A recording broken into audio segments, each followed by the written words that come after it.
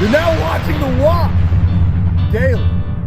Today in news, a newly formed group, the CCSR. It's the Coalition for Cannabis Scheduling Reform. What they're looking at is the fact that cannabis is scheduled erroneously as a Class 1 substance with no medicinal properties that's highly addictive. They're saying that maybe we need to look at just reworking that scheduling piece and incrementally go from cannabis as a Class 1 substance to a 3 or 4 or 5 class substance.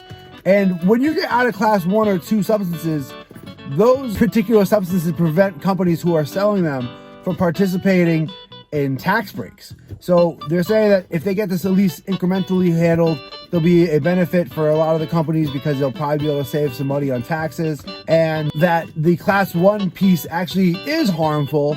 And if we can at least get away from that, we'd be better off. And they're also saying that it's probably not going to get legalized, even though it is the will of the people. And it's because we're living in an oligarchy, not a democracy. And that's how you know, is when the people want cannabis and the oligarchy heads are saying no. Also in news, New York is looking at their tax piece too with their cannabis companies. They're going to make an allowance. Kathy Hochul is saying it's not fair for these cannabis companies that we want to be here, we want to participate in our economy. They should be able to take part in all the tax breaks that the non-cannabis companies are taking advantage of. And so New York has already handled the state tax piece, but they're looking on making adjustments that would help them to sort of offset the cost of federal taxation, which is theft.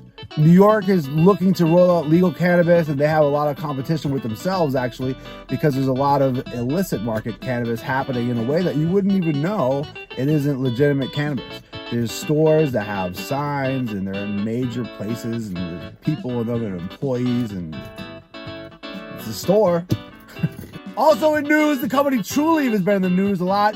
They're leaving Massachusetts. They operate in a number of states through an MSO. The operation in Massachusetts, however, has been part of a controversy where an employee died, Lorna McMurray. Some feel that her death is directly related to her job, and it's because she died from her job. But the problem is a lot of the media reporting on it aren't talking about the work hazard. Talking Joints memo pointed out that a lot of the media really isn't covering the story, and they're basically just taking Trulieve's PR piece and running with it, which says that we at Trulieve are trying to wind down our Massachusetts operations so we can focus on operations that don't have employees dying at them as a result of our negligence. It's a dirty cannabis world out there. It's all buds from buds only.